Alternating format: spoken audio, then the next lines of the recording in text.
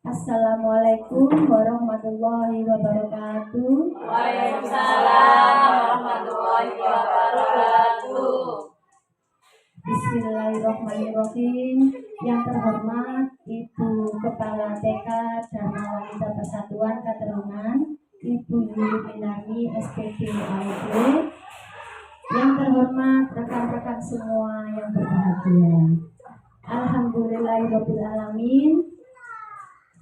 Kita panjatkan puja dan puji syukur kehadirat Allah Subhanahu wa Ta'ala yang telah memberikan rahmatnya sehingga kita dapat berkumpul di sini, duduk bersama, berkolaborasi bersama dalam keadaan sehat walafiat.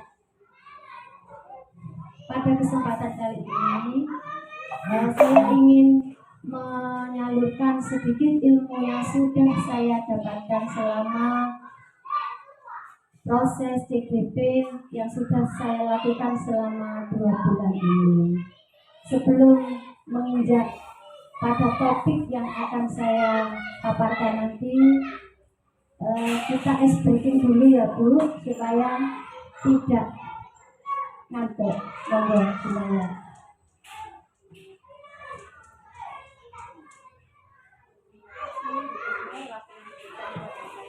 Mari teman-teman, semangat berdiri, kita berdiri sebentar.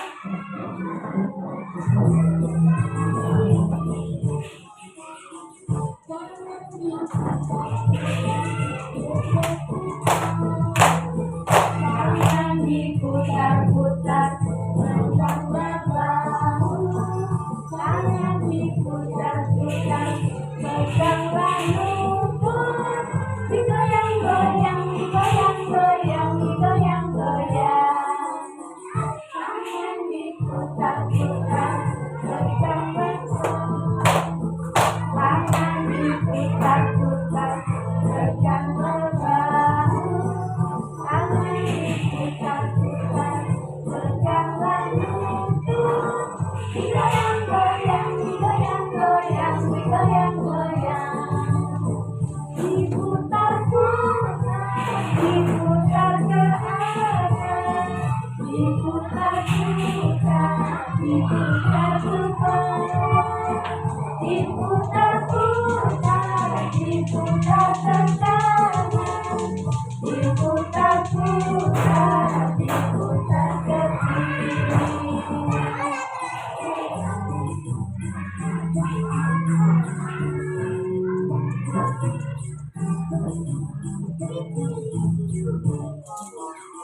Terima kasih. Silakan duduk kembali.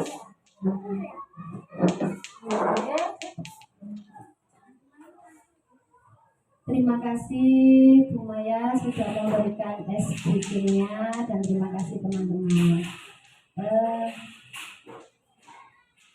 Monggo saya minta Ibu Kepala Sekolah sekiranya sedikit memberikan sambutan kepada kita semua. Monggo.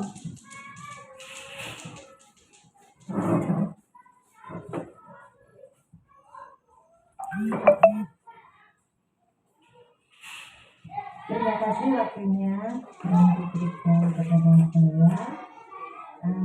Assalamualaikum warahmatullahi wabarakatuh. Waalaikumsalam warahmatullahi wabarakatuh. Selamat siang, salam sejahtera buat teman-teman semuanya. Alhamdulillahirrahmanirrahim. Selalu kita panjatkan kehadirat Allah Subhanahu wa Ta'ala, di mana sampai dengan siang ini kita masih mendapat rahmat dan hidayahnya sehingga bisa melaksanakan tugas kita sebagai seorang pendidik dengan baik dan benar. Salam dan salam tetap kita aturkan kepada junjungan Nabi Agung kita, Nabi Muhammad SAW, yang sudah membimbing, mendidik kita menjadi orang-orang yang baik.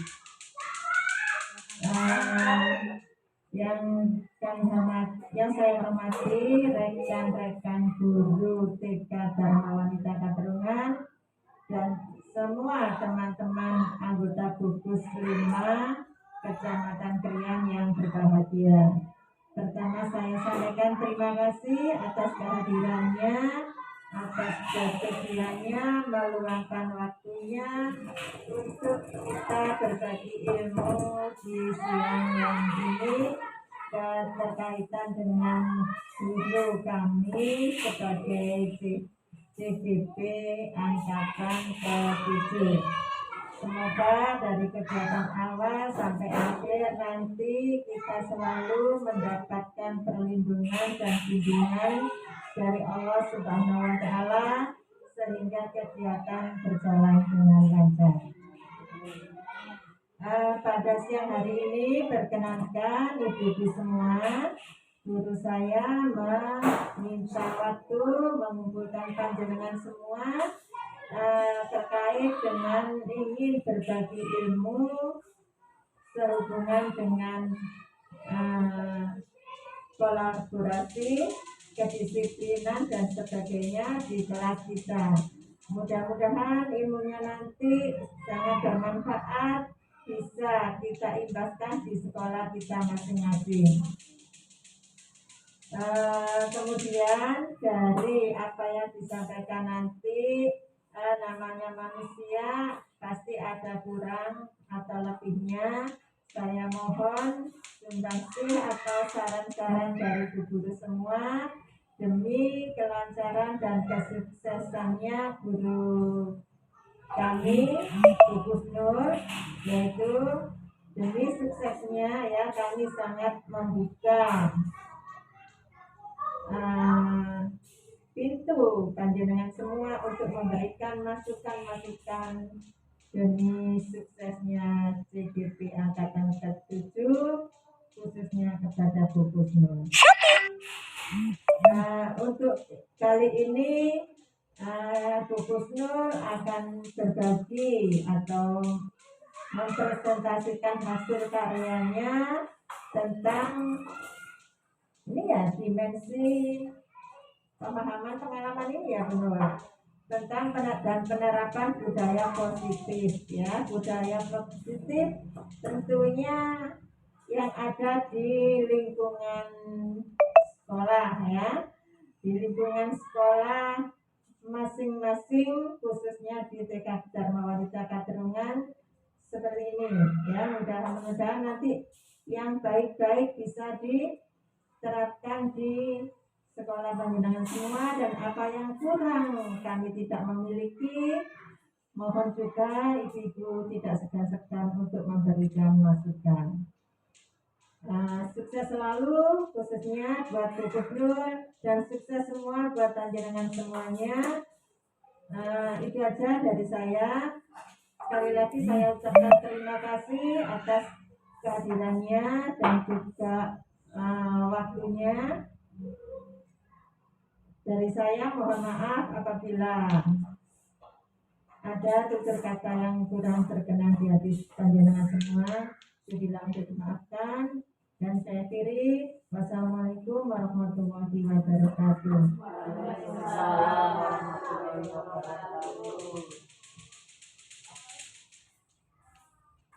Disampaikan terima kasih untuk Ibu Yuli Dinari.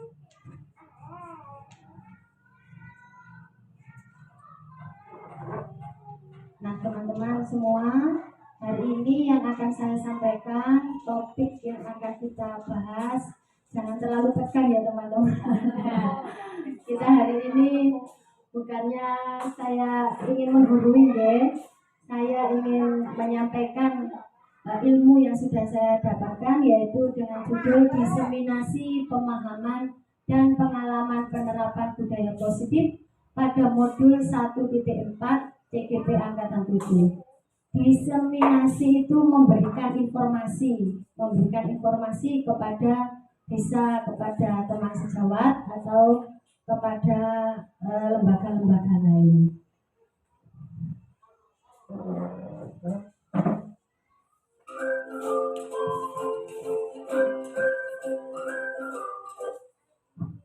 Selamat datang Ibu Guru yang hebat.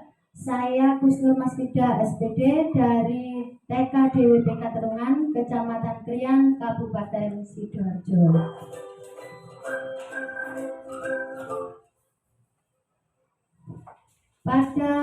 modul 1.4 yaitu budaya positif ada beberapa tema yang akan nanti saya sampaikan. Yang pertama yaitu perubahan paradigma baru, yang kedua disiplin positif, yang ketiga motivasi diri manusia, yang keempat kebutuhan manusia, yang kelima posisi kontrol restitusi, keenam keyakinan kelas, dan yang ketujuh segitiga restitusi.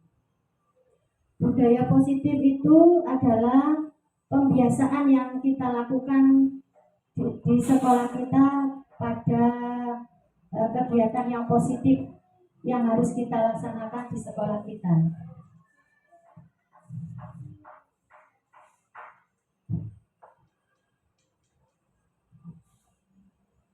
Tema yang pertama yaitu pembelajaran dengan paradigma baru. Pembelajaran dengan paradigma baru itu dirancang berdasarkan prinsip pembelajaran yang terdiferensiasi sehingga siswa belajar sesuai dengan kebutuhan dari tahapan perkembangan untuk mewujudkan profil pelajar Pancasila, yang artinya bahwa kita memberikan pembelajaran itu, sebelum kita memberikan pembelajaran kepada anak, kita harus mengetahui dulu bagaimana karakteristik anak tersebut.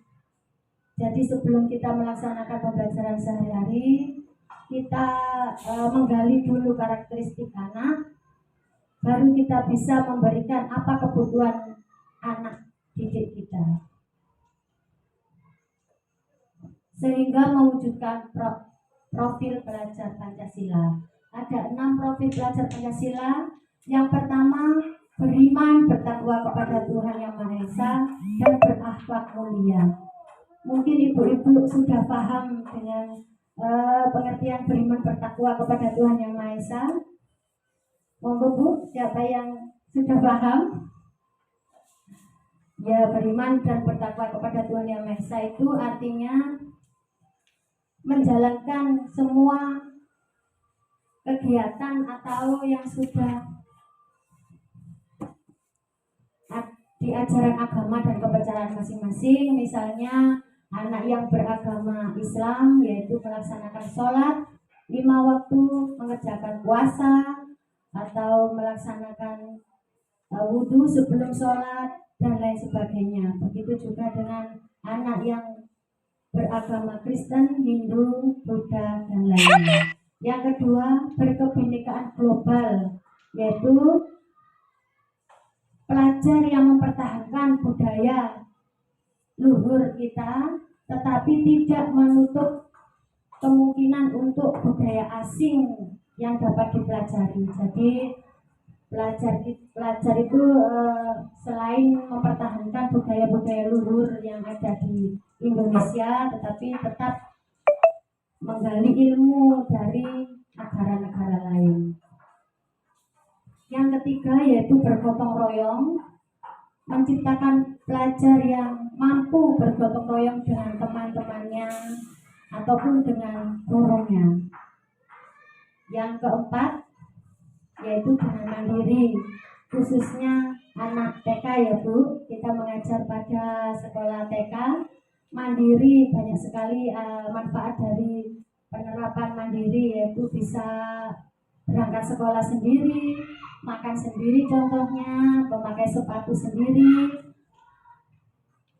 pergi ke kamar mandi sendiri. Itu adalah sikap mandiri. Berikutnya, bernalar kritis adalah mampu menangkap ilmu, memproses ilmu, dan mensosialisasikan ilmu tersebut. Kreatif, menciptakan sesuatu yang bermanfaat untuk dirinya.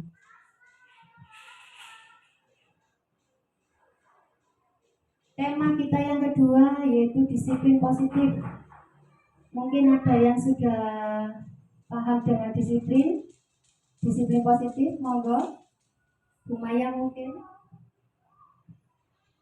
Disiplin menurut saya adalah taat pada aturan yang sudah disepakati dan kita menjalaninya sesuai dengan kesepakatan itu. Betul sekali Bu Maya, disiplin itu berangkat dari diri kita dulu. Dari kita dulu, setelah itu kita terapkan ke semua warga. Disiplin itu adalah eh, kegiatan yang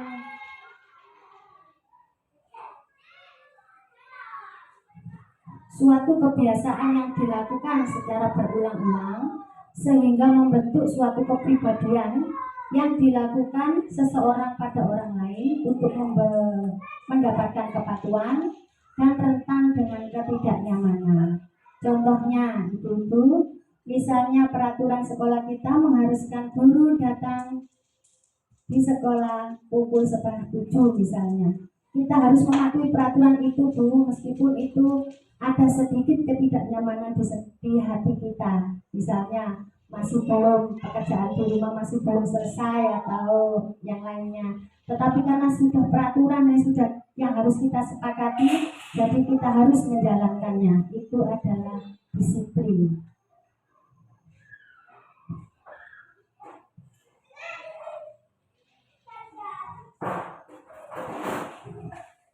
Nah, ini adalah Bapak Pendidikan kita ya Bu, yaitu Bapak Ki Hajar Dewatara, melalui filosofinya yang sangat bermanfaat untuk kita dan masih sangat berguna dan bermanfaat sampai sekarang. Salah satunya yaitu di mana ada kemerdekaan, disitulah ada disiplin yang kuat.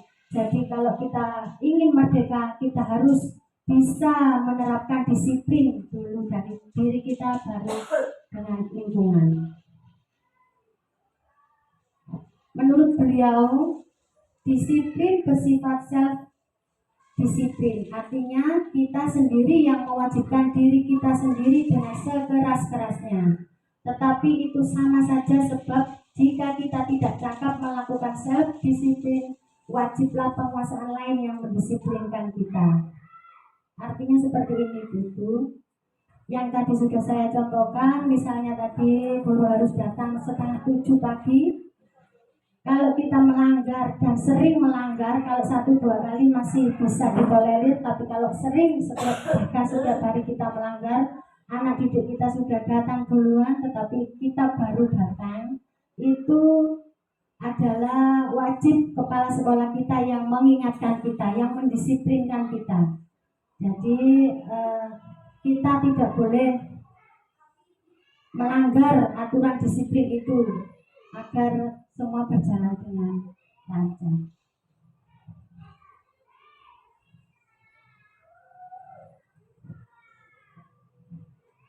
Sebagai pendidik, tujuan kita adalah menciptakan murid yang merdeka. Syarat utamanya yaitu tadi yang sudah saya bahas tentang disiplin diri, sehingga mereka akan berperilaku sesuai dengan nilai-nilai kebajikan dan memiliki motivasi intrinsik. Jadi mereka itu mencontoh kita Bu. Kalau kita terlambat, mereka juga ikut terlambat. Waktu gurunya saja terlambat, kenapa saya tidak boleh? Pasti seperti itu. Jadi kita harus memberikan contoh-contoh yang positif bagi anak didik kita. Disiplin positif merupakan salah satu cara penerapan disiplin yang bertujuan untuk menumbuhkan kesadaran serta memberdayakan anak untuk melakukan sesuatu tanpa sokongan, ancaman maupun hukuman. Jadi kalau kita sudah disiplin diri, sudah kita terapkan di sekolah, nanti anak-anak itu dengan kesadarannya mereka, tanpa dipaksa, tanpa ada teguran, tanpa ada ancaman, tanpa ada hukuman, mereka akan datang tepat waktu seperti kita. Mereka akan tidak mau jika terlambat. Mereka akan menyampaikan kepada orang tuanya bahwa terlambat itu tidak baik. Pasti seperti itu.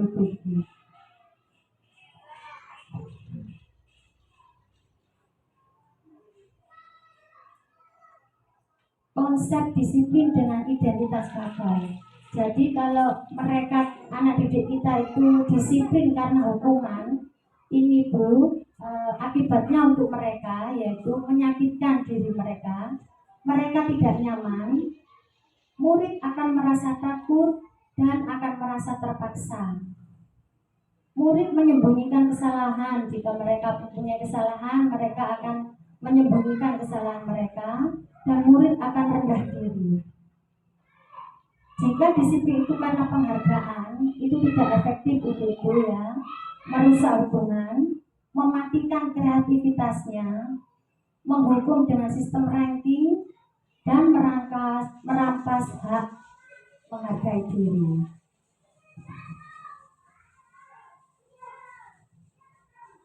Itu adalah identitas yang gagal ibu-ibu. Jadi mungkin selama ini kita belum mengetahui, jadi kita masih melakukannya.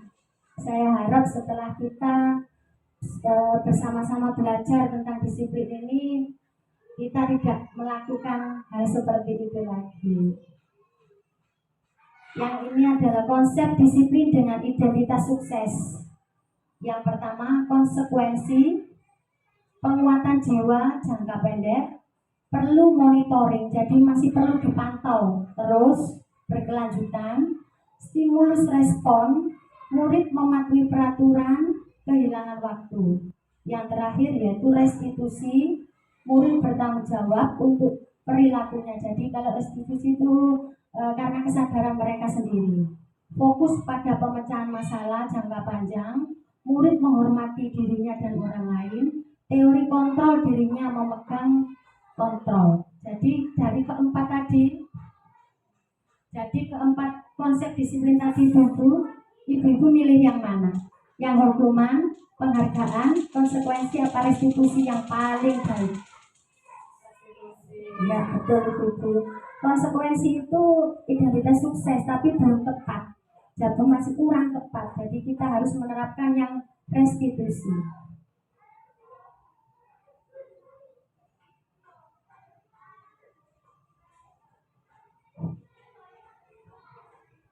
Tema kita yang ketiga yaitu tentang kebutuhan dasar manusia. Yang pertama bertahan hidup.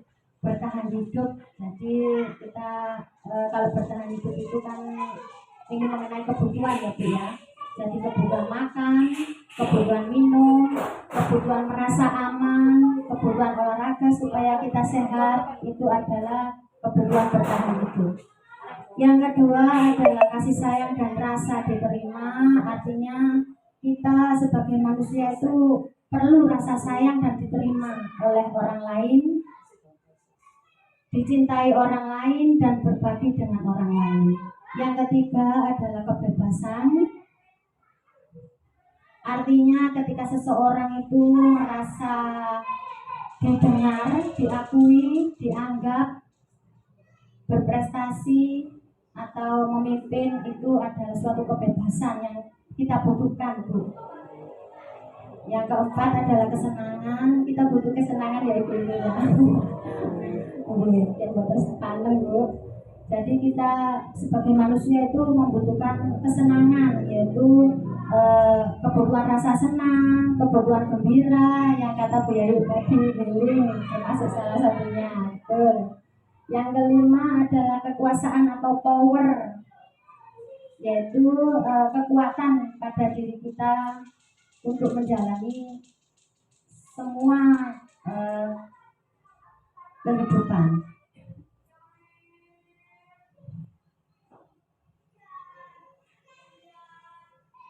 Tema kita yang keempat adalah motivasi perilaku manusia. Motivasi itu merupakan dorongan yang timbul pada diri manusia secara sadar atau tidak sadar untuk melakukan suatu tindakan dengan tujuan tertentu. Adapun macam motivasi atau implementasi motivasi yaitu menghindari ketidaknyamanan dan hukuman. Contohnya murid melakukan disiplin diri takut dihukum. Ini adalah tindakan terendah dari motivasi perilaku manusia. Yang kedua itu mendapatkan imbalan atau penghargaan dari orang lain. Murid melakukan disiplin diri karena dia menginginkan imbalan. Motivasi ini satu tingkat di atas motivasi yang pertama. Yang ketiga, untuk menjadi orang yang mereka inginkan dan menghargai diri sendiri dengan nilai-nilai yang mereka percaya. Ini adalah macam-macam dari motivasi.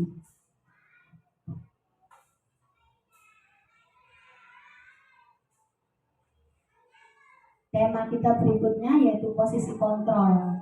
Ini sebagai pendidik ini sangat penting sekali, ibu semua. Awalnya saya juga seperti ibu itu belum mengerti tentang posisi kontrol, tetapi setelah saya melakukan posisi kontrol ini saya terapkan di sekolah, ini memang benar-benar sangat mempengaruhi anak didik saya. Yang pertama posisi penghukum. Posisi penghukum itu adalah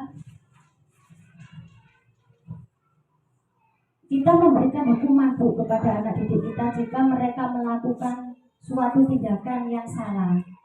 Itu dengan cara guru berdiri di depan anak dengan suara yang tinggi, menghardik, menunjuk-nunjuk, berkaca pinggang, membentak-bentak, itu adalah posisi penghukum Bu. Jadi dampaknya itu murid akan cenderung memberontak nantinya kalau kita melakukan posisi penghukum. Mereka itu tidak malah nganut, malah mereka akan memberontak. Mereka akan dendam kepada kita. Oh, Bu Kusnul habis menghukum saya, awas jangan. Pasti seperti itu, Ibu. Mereka akan menjadi pendiam, tidak menyukai guru yang sudah menghukum atau tidak menyukai pelajaran yang sudah diambil. Yang kedua, posisi pembuat merasa bersalah, yaitu guru jika ada anak yang misalnya datang terlambat, guru dengan suara cenderung lembut, namun kata-katanya menyalahkan murid, misalnya seperti ini. Kenapa kamu terlambat, Mas? Nanti pasti Bu Kusnul ditegur sama Ibu Yuli. Itu namanya posisi pembuat merasa bersalah. Mereka akan merasa bersalah. Oh iya ya, nanti Bu Kusnul ditegur sama Bu Yuli. Itu contoh dari posisi pembuat merasa bersalah. Yang ketiga adalah posisi teman. Posisi teman itu guru akan bersikap ramah kepada siswa yang membuat suatu kesalahan, cenderung bersenda gurau dengan murid untuk menghangatkan suasana. Misalnya ada anak yang datang terlambat, terus saya bilang seperti ini, terus jangan khawatir, tidak apa-apa, sudah ayo masuk di kelas langsung. Itu namanya posisi teman. Itu dampaknya dulu murid akan tergantung kepada saya. Oh, sangat bagus, tidak apa-apa ya datang terlambat, akan tergantung dengan saya. Murid tidak mandiri Bu, dan tidak bisa berpikir untuk dirinya sendiri. Oh nanti tenang, ada Bu Kusnul, pasti seperti itu. Contohnya Bu. Posisi pemantau atau manajer adalah suara guru di atas, datar Bu, tidak emosional. Jadi misalnya seperti ini contohnya. Posisi ini selalu berdasarkan data-data. Misalnya ada yang tidak memakai sepatu, terus saya bilang seperti ini, oh kemarin kamu tidak pakai sepatu, sekarang tidak pakai sepatu lagi, tidak apa-apa sudah. Pokoknya sesuai dengan data-data yang ibu guru yang sudah dipantau oleh guru. Jadi itu namanya posisi pemantau. Ini dampaknya Bu, murid akan menghitung berapa banyak mereka melakukan pelanggaran, menghitung berapa banyak mereka diampuni oleh guru, konsekuensinya dan hadiahnya dihitung Bu. Ini akibat dari posisi pemantau. Yang kelima posisi manajer. Suara manajer netral, tidak emosional, tidak terlalu keras, tercipta identitas positif dan berhasil. Pertanyaannya bermakna. Misalnya kalau anak datang terlambat, anak ditanya, kenapa Mas Darwis hari ini terlambat? Besok tidak boleh terlambat lagi ya Mas Darwis. Itu namanya posisi manajer. Dari kelima posisi ini Bu, mana yang paling tepat kita terapkan pada anak didik kita? Betul, posisi manajer. Ini dampaknya itu murid bisa mandiri, murid bisa percaya diri dengan dirinya sendiri.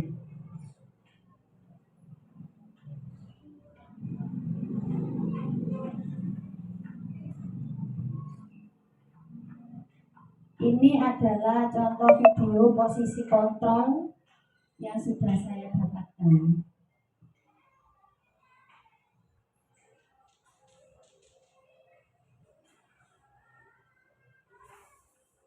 Monggo. Salam bahagia Ibu dan Bapak guru hebat. Dalam penerapan disiplin positif restitusi, salah satu program yang dikembangkan adalah 5 posisi kontrol. 5 posisi kontrol dalam restitusi adalah proses perjalanan seorang pendidik agar dapat mengenali dirinya. Pada video kali ini, kita akan membahas tentang 5 posisi kontrol yang dikembangkan oleh Diane Goshen dan contoh penerapannya.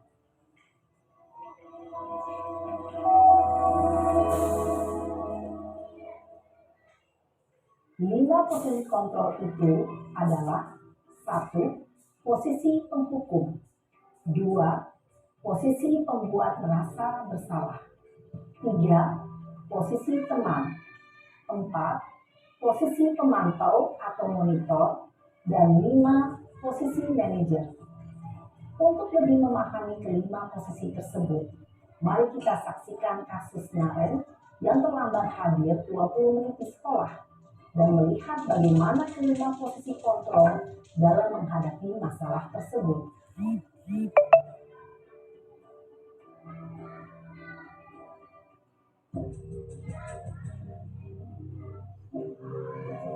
Ini contohnya posisi kontrol.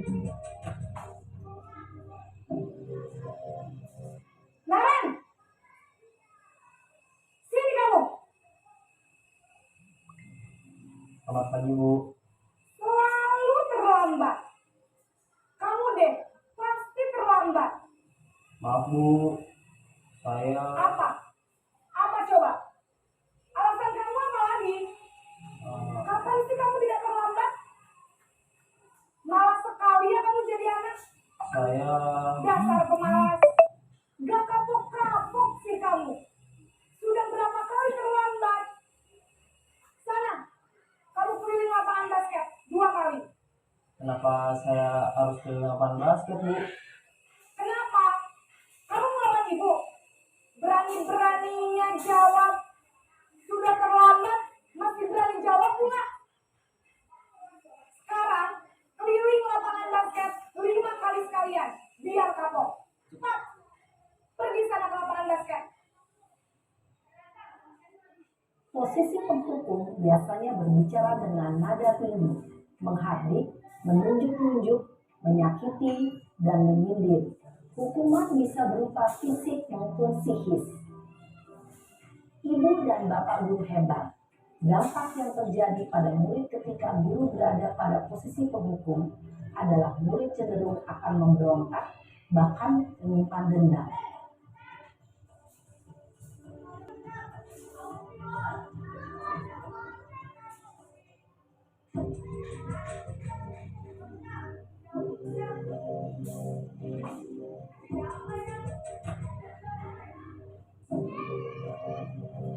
Naren,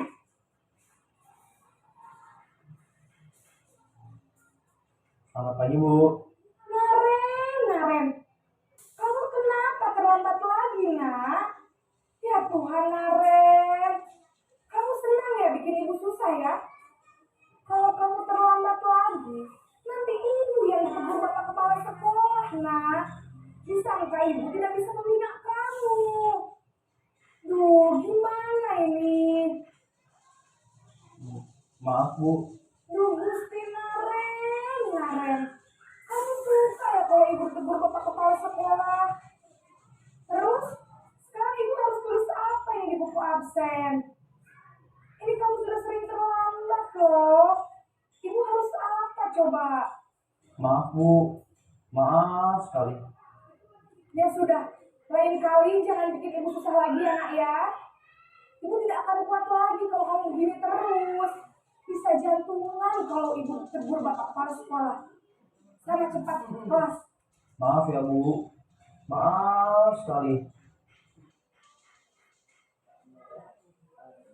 Posisi pembuat rasa bersalah berbicara dengan nada tenang, cenderung lembut, Namun kata-kata yang diutarakan membuat murid merasa menjadi orang yang gagal, memandang buruk dirinya sendiri, merasa tidak berharga, dan tidak sanggup membahagiakan orang lain. Ketika guru mengambil posisi pembuat rasa bersalah, murid akan menganggap dirinya yang bersalah dan ia akan menyimpan emosi negatif tersebut di dalam dirinya.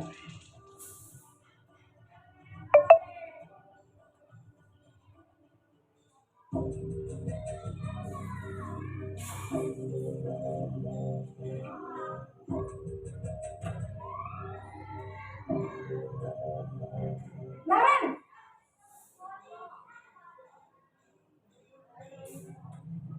Selamat pagi Bu. wah, sudah jam berapa ini nak? Terlambat lagi ya sayang. Iya Bu, habis ibu saya lupa membangunkan saya Bu. Kamu malah menyalahkan ibu kamu. Kamu bukannya anak yang larinya paling kencang. Kok terlambat sih?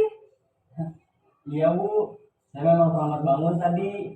Jadi biarpun saya lari kencang, tetap nggak kekejar Bu. Ya sudah sana. Nanti lain kali larinya lebih kencang lagi ya. Biar gak terlambat lagi. Bikin seneng ibu. Demi ibu. Bisa kan? Bisa lah Bu. Ya sudah sana masuk kelas. Ibu beresin urusan absen kamu. Kamu ini ada-ada saja. Dalam posisi teman, guru berbicara dengan nada suara ramah, akrab, cenderung bersenda gurau untuk menjaga suasana tetap santai. Murid akan merasa senang, aman, dan akrab dengan guru. Identitas yang tercipta adalah identitas sukses atau berhasil. Namun, perlu diingat, karena ini masih dorongan eksternal, maka ada faktor ketergantungan dari murid kepada orang tertentu. Di sini guru aksennya, sehingga di lain waktu murid bisa berperilaku baik, namun hanya kepada orang-orang tertentu saja.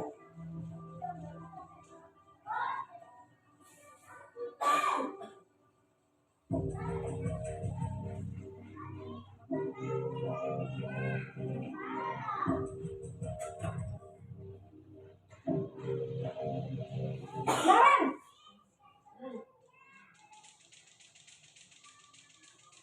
Selamat pagi Bu. Naren, apa peraturan sekolah kita tentang jam berapa kita harus masuk sekolahnya? Kita harus di sekolah jam 7 Bu. Iya betul, sekarang sudah jam 7.20. Naren sudah tahu konsekuensinya jika terlambat hadir. Paham Bu, saya harus tinggal kelas pas jam istirahat selama 20 menit. Iya benar, konsekuensinya demikian. Jadi nanti jam 9.30 pas istirahat, kamu harus tinggal di kelas, kerjakan tugas tambahan untuk ketertinggalan kamu, ya? Baik Bu. Posisi pemantau mengandalkan penghitungan atau data untuk mengontrol murid. Guru mengarahkan murid berdasarkan peraturan dan konsekuensi. Seorang pemantau menunjukkan bahasa tubuh dan ekspresi wajah yang datar dan cenderung formal.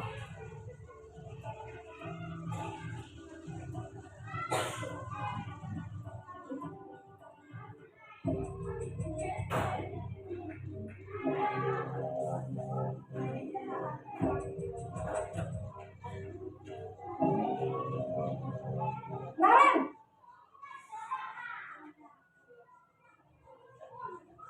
Selamat pagi Bu. Selamat pagi Naren. Maaf Bu, saya terlambat. Iya, sekolah masuknya jam 7, sekarang sudah jam 7.20. Jadi sekarang bagaimana ini Naren?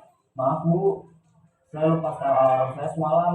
Baiklah, menurut kamu, keyakinan sekolah yang mana yang perlu kamu tingkatkan?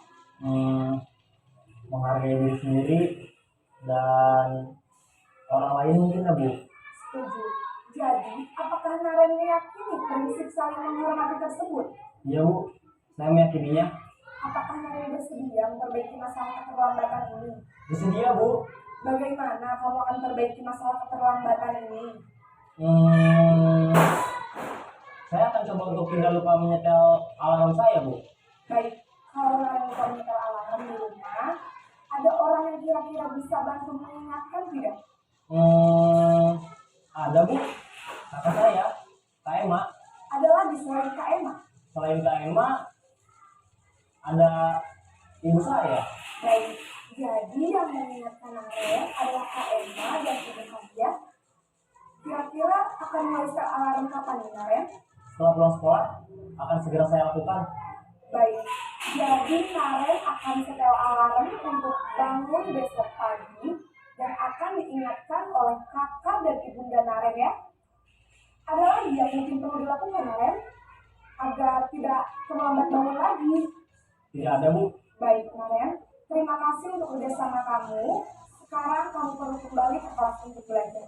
Baik Bu, terima kasih.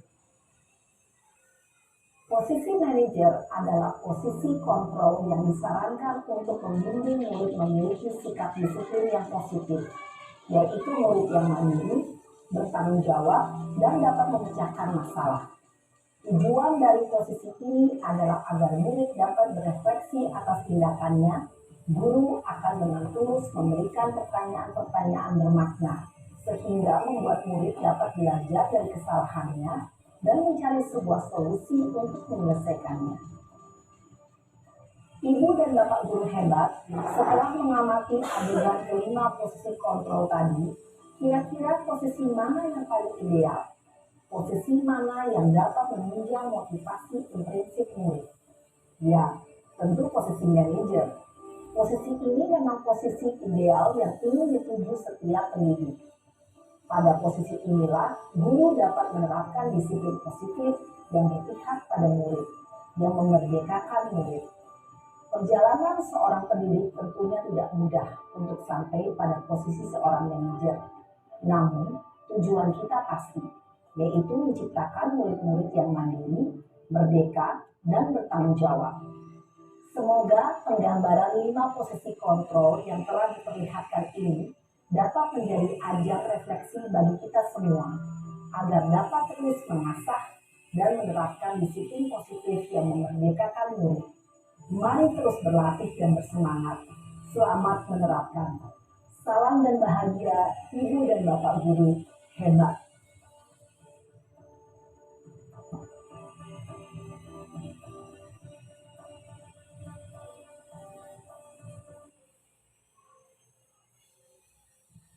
Nah, Ibu-Ibu, setelah kita menghasilkan video tadi, kita berharap kita dapat melaksanakan guru yang memiliki posisi kontrol, yaitu posisi manajer di sekolah kita masing-masing.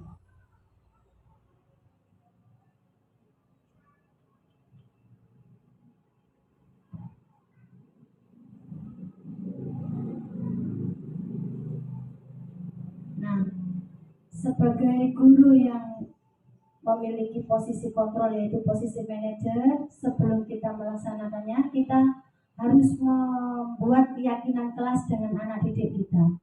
Keyakinan kelas ini adalah keyakinan yang harus diyakini oleh semua warga sekolah, dibuat oleh semua warga sekolah, dan dilaksanakan oleh semua warga sekolah, baik anak didik kita maupun guru. Semua harus melaksanakan keyakinan kelas tersebut.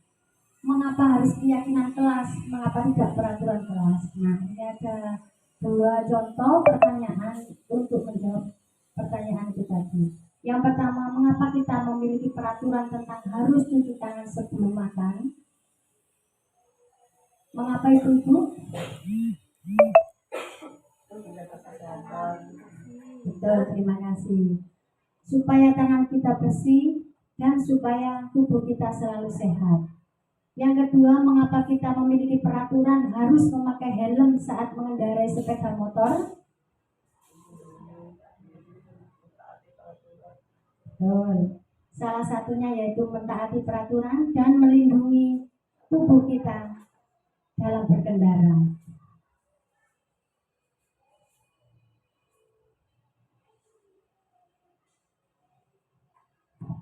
Konsep keyakinan kelas.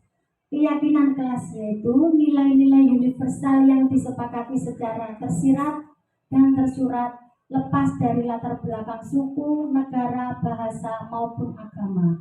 Keyakinan ini memotivasi seseorang dari dalam, bukan karena hukuman ataupun karena penghargaan.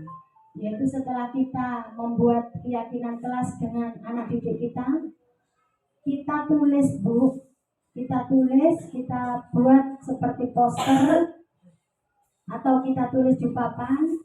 Sebelum kita berkegiatan, kita bacakan setiap hari agar mereka melaksanakan keyakinan kelas dengan kesadaran mereka sendiri.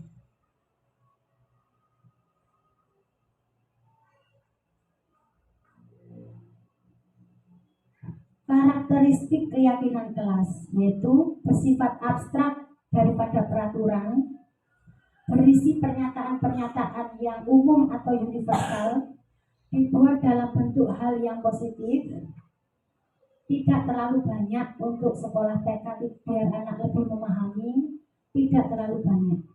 Dibuat dan dilaksanakan oleh seluruh warga sekolah, ditinjau kembali dari waktu ke waktu. Jika ingin ada perubahan, boleh keyakinan kelas itu kita sepakati lagi. Dan yang terakhir dilakukan di lingkungan sekolah. Karena namanya keyakinan kelas ya, jadi kita lakukan di lingkungan sekolah.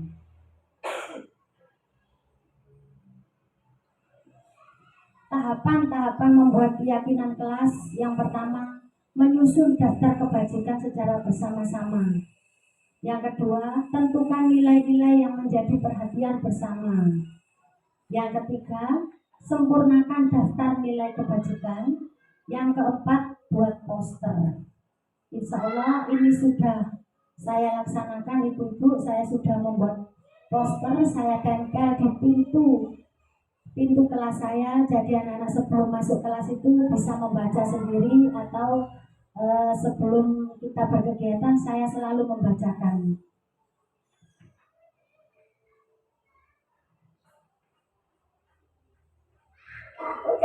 Ini contoh pembuatan keyakinan kelas di kelas saya.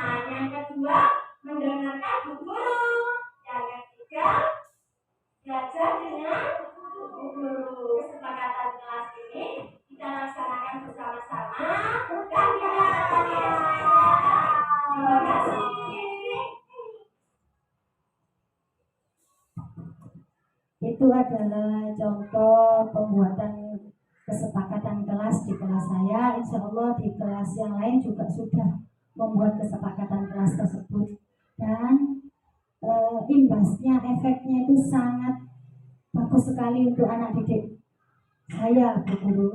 Jadi mereka ada perubahan yang tadinya anak ini tidak, dia selalu bermain sendiri atau pada waktu belajar atau berkegiatan dia tidak mendengarkan saya atau temannya. Mereka sekarang lebih fokus terhadap kegiatan itu. Yang tema kita yang ketujuh yaitu tentang restitusi. Menurut Diane Gosen restitusi adalah upaya membantu siswa memperbaiki diri agar dapat kembali ke kelompoknya dengan karakter yang lebih baik dan kuat. Restitusi adalah sebuah pendekatan untuk menciptakan disiplin positif.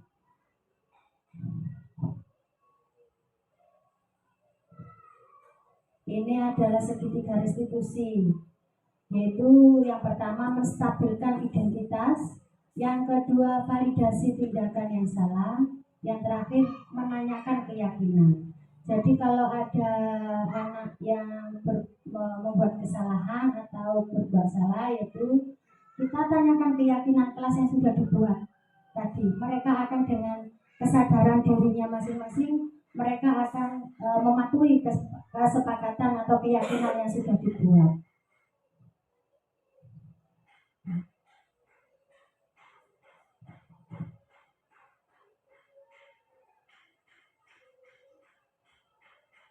Ciri-ciri restitusi bukan menebus kesalahan, memperbaiki hubungan, tawaran bukan paksaan, menuntun untuk melihat ke dalam diri, mencari kebutuhan dasar, fokus pada karakter dan penguatan.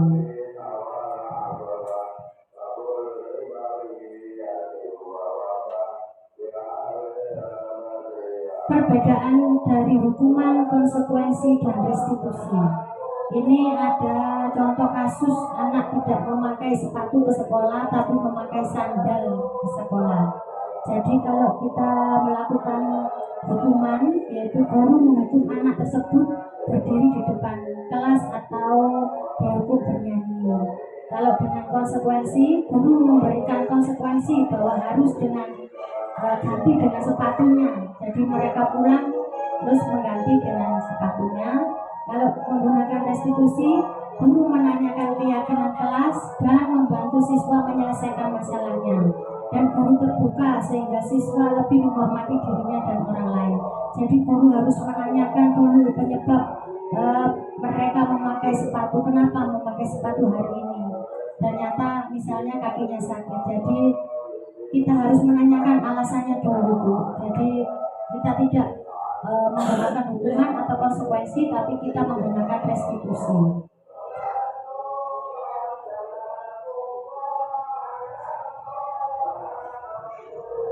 Nah, dari pemaparan saya tadi, apakah ibu guru merasa ya betul?